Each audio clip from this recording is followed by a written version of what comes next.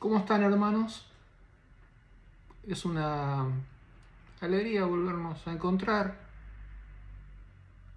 donde tú te encuentras, en el lugar que te encuentres, eh, compartir, estudiar, meditar, aplicar todo aquello que la escuela sabática nos va dando cada día. Empezamos un nuevo folleto, un nuevo trimestre, el último trimestre del año. Se ha ido rápido el año. Y este es el cuarto folleto. Ya hemos leído 3, con este leemos 4. Eso indica que la iglesia es una buena lectora,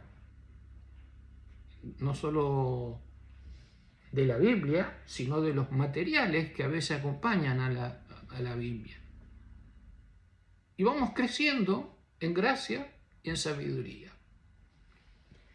Bien, voy a hacer una pequeña introducción a lo que es el libro de Josué. El nombre Josué significa, es una unión de 2 palabras, Jehová salva, que tiene mucho que ver con el libro, de lo que se trata el libro. El nombre es totalmente apropiado. En cuanto al el plan del libro,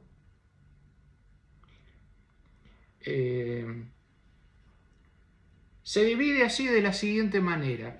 Si tú vas del capítulo 1 hasta el capítulo 12, te vas a encontrar con la conquista de Canaán por medio de Josué. Del 13 al 22 te vas a encontrar con la división de la tierra, o sea, las distintas porciones de tierra que tenían que ocupar cada tribu. 23 y 24, el discurso de despedida de Josué, sus últimas palabras al pueblo. Hay un texto clave que hay que mantenerlo siempre presente porque nos da la teología del libro. Se encuentra en Josué 21 y verso 45. Es un texto para anotar y para recordarlo todo el trimestre.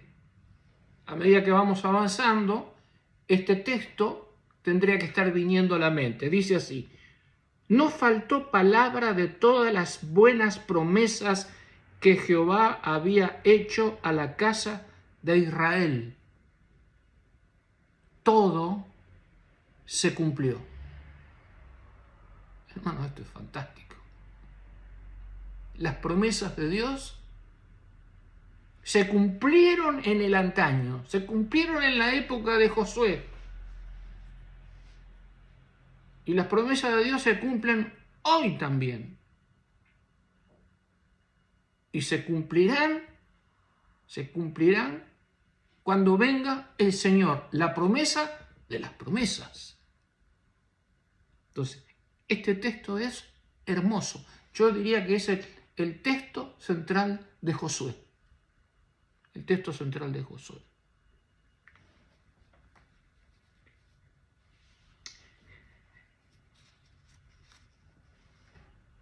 Josué comienza con la intervención de Dios. Digamos que aquí en el verso 1 dice: aconteció después de la muerte de Moisés, siervo de Jehová, que Jehová habló a Josué.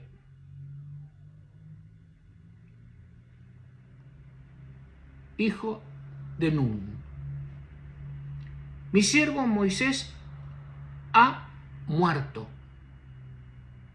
Mi siervo Moisés ha muerto. Tú te vas a dar cuenta de un detalle, que cuando termina el libro de Deuteronomio, a la vuelta de página, como fuere, en el capítulo 34 de Deuteronomio está la muerte de Moisés. Y Dios lo llama al monte, y entonces Moisés muere allí en el monte. Y en el verso 6 del 34 de Deuteronomio, que es el último capítulo de Deuteronomio, dice: y lo enterró en el valle, en la tierra de Moab, frente a Bet Peor, y ninguno conoce el lugar de su sepultura hasta hoy. Nosotros ya sabemos por el Nuevo Testamento que Moisés fue resucitado. Aparece en la transfiguración de manera especial. Aunque no entró en la Canaán terrenal, Dios, en su misericordia y su amor por este siervo suyo, lo llevó directamente al cielo. Pero primero pasó por la muerte. No Elías, que fue directo, sin pasar por la muerte. Entonces, si Moisés ha muerto y nadie conoce el lugar, ni siquiera Josué sabía lo que había pasado con Moisés. Entonces, la única forma de continuar con esta historia es que Dios le tenga que revelar, él mismo, Dios tiene que revelarle a Josué que el líder Moisés había muerto.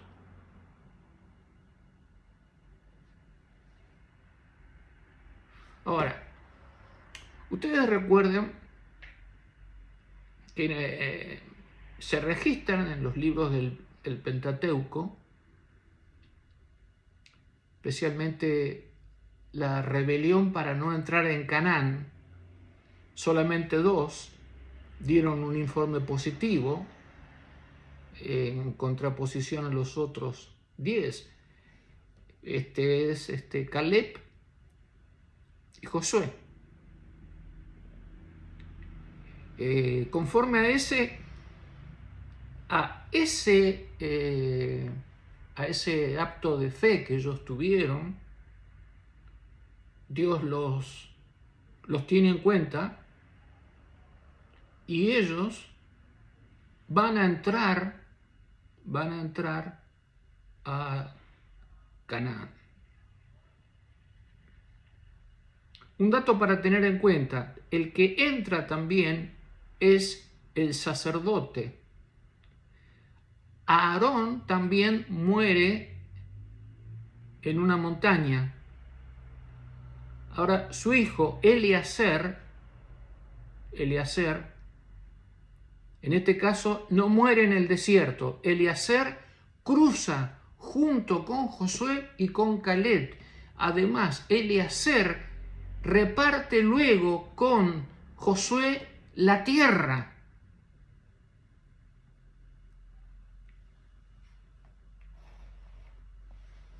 Pero en este caso, nosotros lo tenemos aquí elegido ahora como líder del pueblo de Dios, lo tenemos elegido a Josué.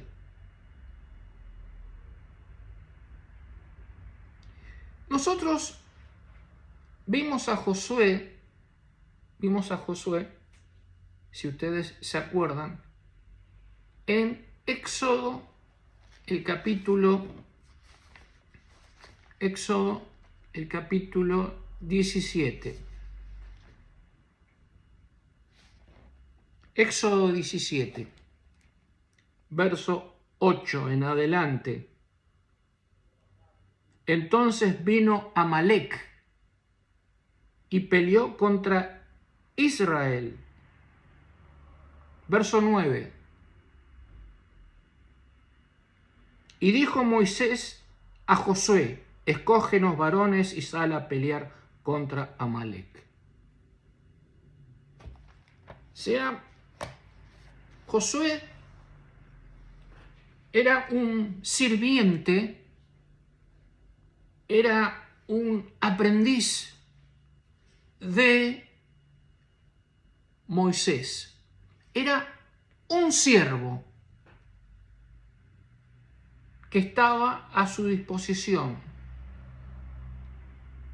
Y ya mostró, desde joven, mostró que tenía capacidad de mando y tenía capacidad de resolución. Y no era cobarde, porque era capaz de enfrentar al enemigo, no temprano. Y ahora, muerto Moisés, resucitado, pero con ausencia de liderazgo, Dios tiene que llamarlo a Josué. Lo llama como un acto de amor y un acto de gracia a este joven y a este ya señor de edad, para que se prepare y en el día de mañana sea el líder que reemplace a Moisés. Eso lo tenemos acá en la parte del domingo. El nuevo Moisés, que ya había mostrado sus capacidades.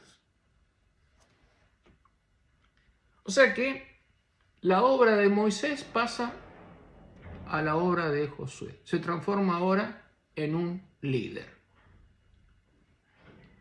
Tengan en cuenta que este capítulo es un capítulo para formar líderes. Segundo, es un capítulo para enseñar a los líderes. Y es un capítulo para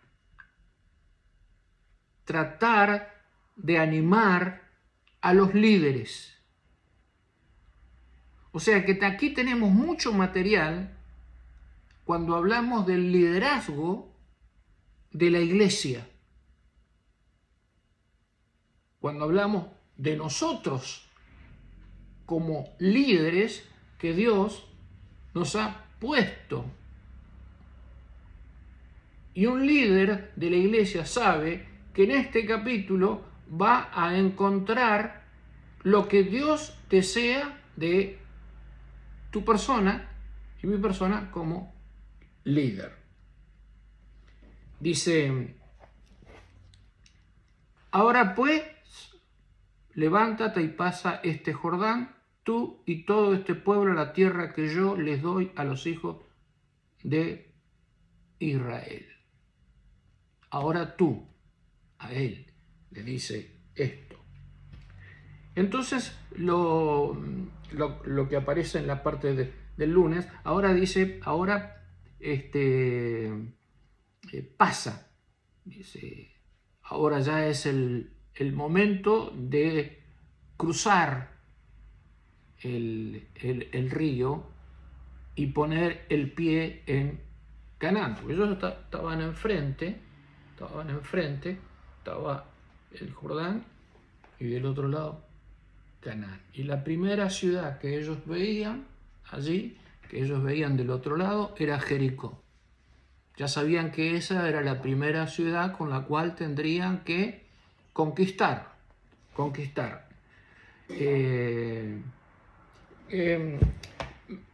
Me gusta, si ustedes tienen allí la lección, el lunes 29, cómo el capítulo está allí colocado. Dice: pasar, poseer, repartir y servir.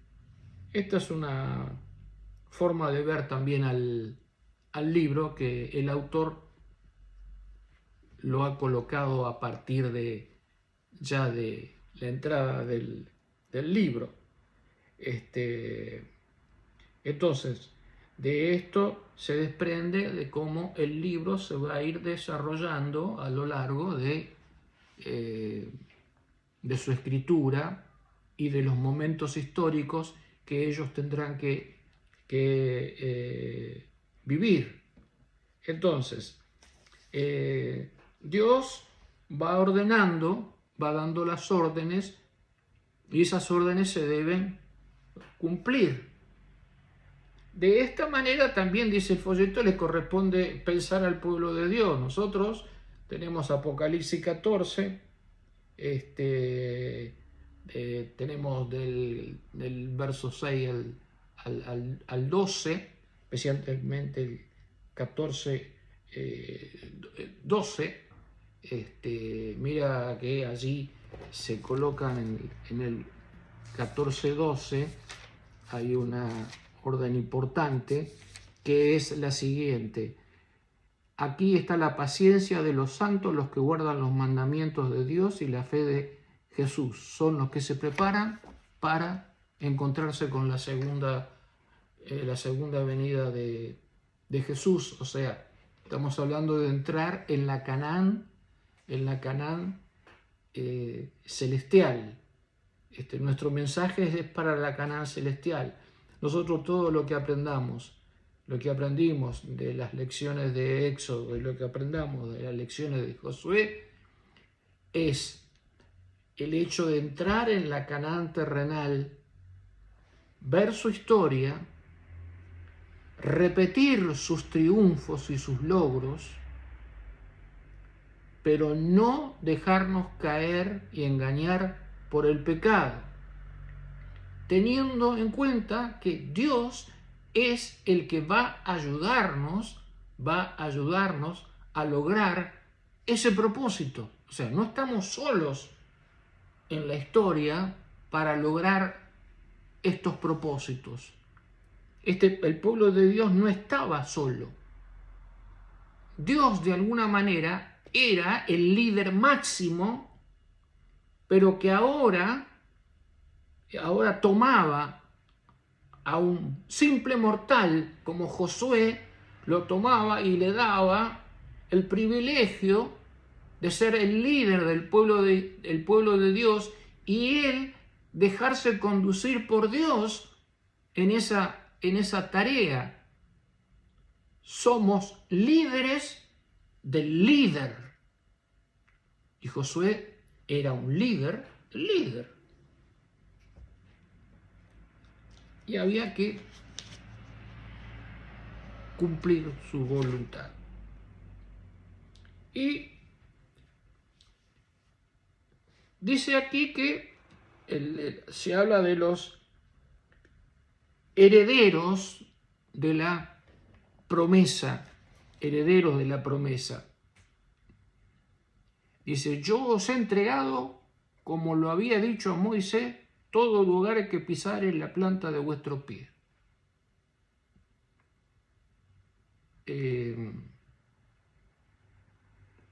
Todo lugar que pisare la planta de vuestro pie. Decía, lo que vas a poseer es lo que tú pises. El concepto de pie es muy importante porque ustedes lo tienen que relacionar con Génesis 3:15. El Mesías le aplasta la cabeza a la serpiente con el pie.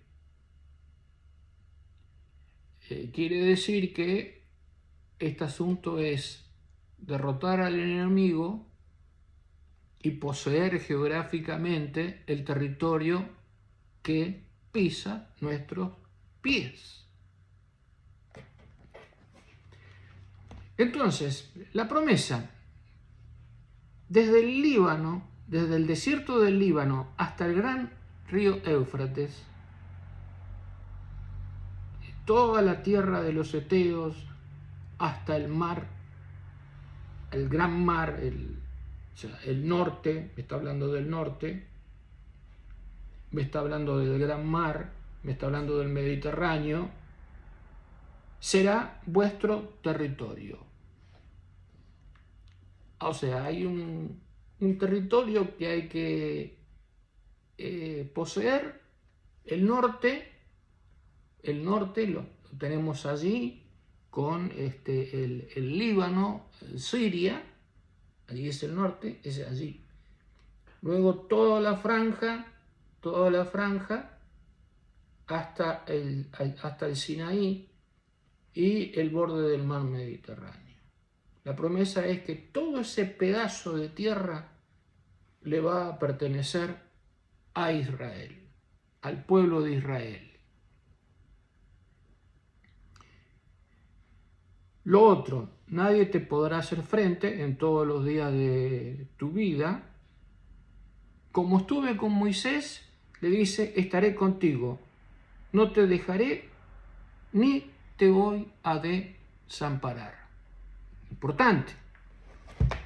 En nuestro concepto de liderazgo no estamos hablando de autogestión. Yo realizo las cosas por mi voluntad o mi sabiduría. No, acá el líder lo que hace es seguir las directivas de Dios. Ese es el líder cristiano. Es el líder que se deja conducir por Dios. Para nosotros, en este momento, Dios nos habla a través de su palabra, a través de la Biblia, dándonos todas las indicaciones para nuestro liderazgo aquí, para la iglesia y para el cumplimiento de la misión. Entonces, le dice a este líder que a veces la tarea no va a ser fácil.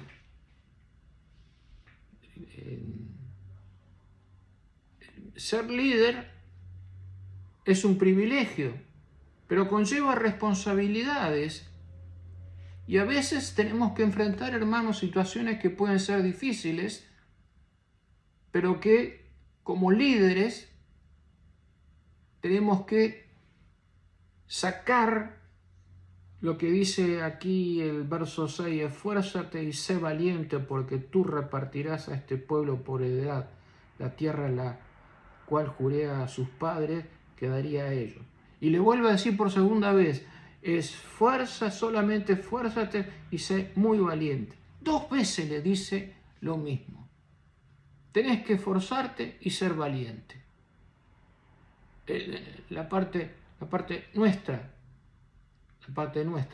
esforzarnos y ser valiente.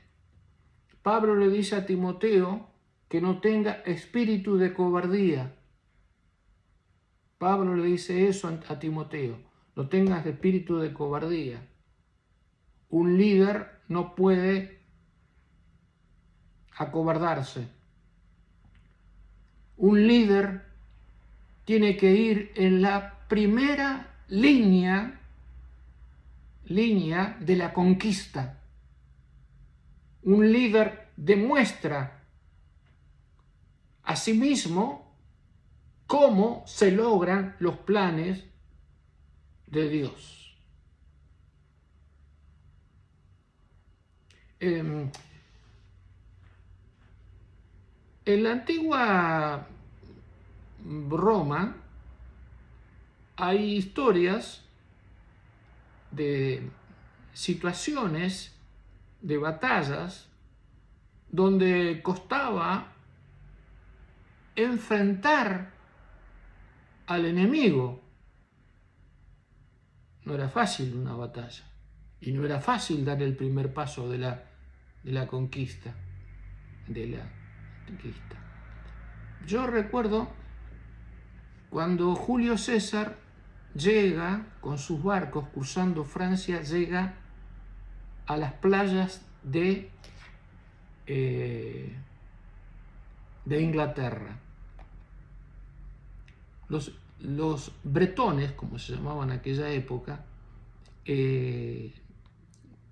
ya vieron el movimiento y los estaban esperando en la playa con todo un ejército y especialmente de carros a caballos. Cuando ellos llegaron a un barco, la vista era totalmente disuasiva. El enemigo estaba muy bien preparado para recibirlos.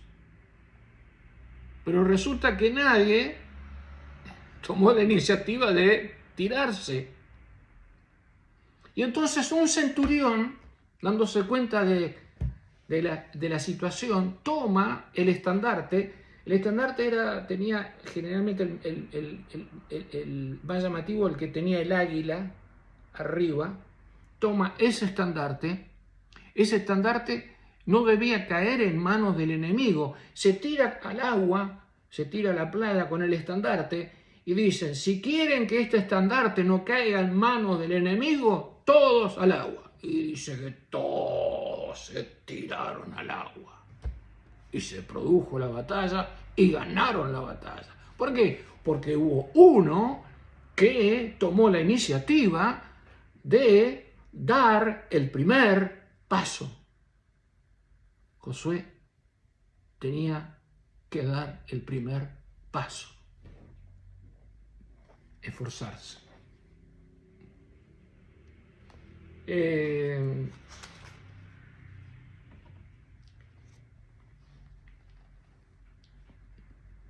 Y Dios le pide a Josué que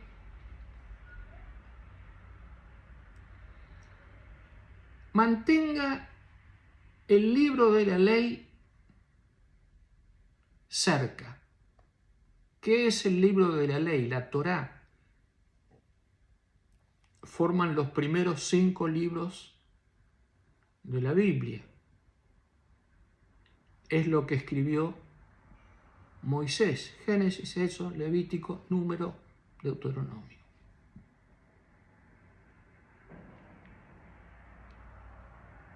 Dice: nunca se debe apartar de tu boca este libro, sino que de día y de noche meditarás en él, para que guardes y hagas conforme a todo lo que en él está escrito, porque entonces harás prosperar tu camino y todo te saldrá bien. Y ahora, por tercera vez, mira que te mando que te esfuerzas y seas valiente. Hay aquí un pedido de Dios. Un pedido de Dios. Moisés debe estar atento a la lectura de lo que hasta ese momento era la palabra de Dios. Me refiero a Josué, no Moisés. Josué. Moisés es el que escribe los primeros 5 libros. Josué tiene que estar atento a los libros de su líder anterior. O sea, Josué debe estar en contacto con Dios. En contacto con Dios. Va a estar en contacto con Dios si está en contacto con la Biblia.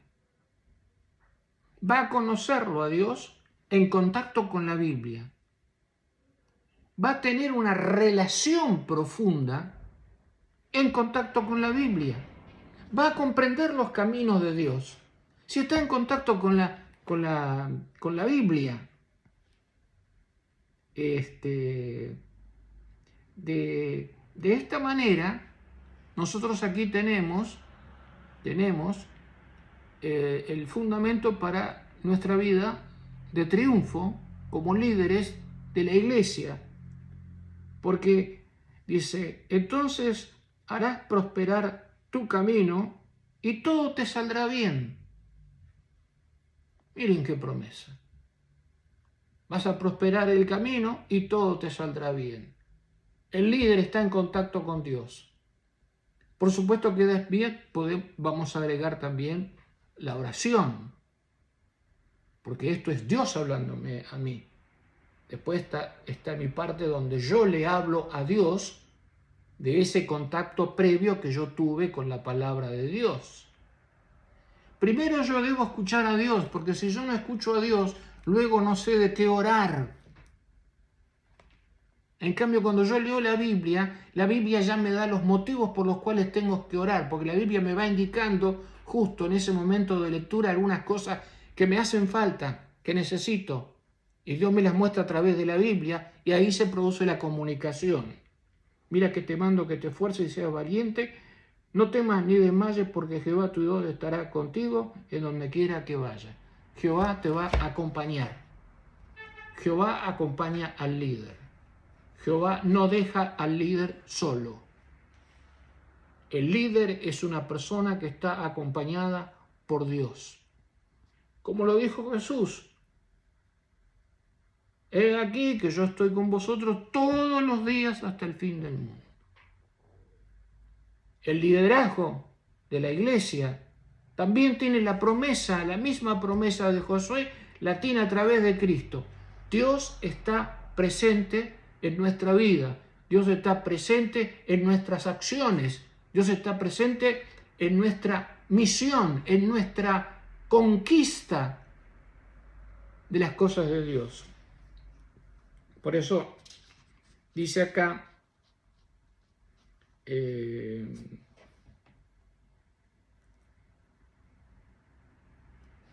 según esta perspectiva, el éxito no se define necesariamente como prosperidad material, aunque no se la excluya, sino que consiste en un estado de armonía con los valores y principios espirituales que constituyen el fundamento del mundo creado por Dios y que se expresan en su ley. Esto está en la parte del jueves. ¿Por qué somos líderes? Somos líderes porque amamos a Dios. Somos líderes porque Dios de alguna manera se comprometió a ayudarnos. Se comprometió a estar al lado nuestro y a caminar con nosotros.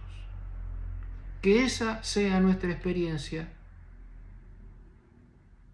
por la voluntad de Dios al ser líderes dentro de la iglesia y en el cumplimiento de la misión. Que el Señor te bendiga y te conceda estas promesas hechas a Josué, tanto a ti como a mí. Nos veremos en la próxima. Tremendo, pastor. Muchas gracias. Fenomenal.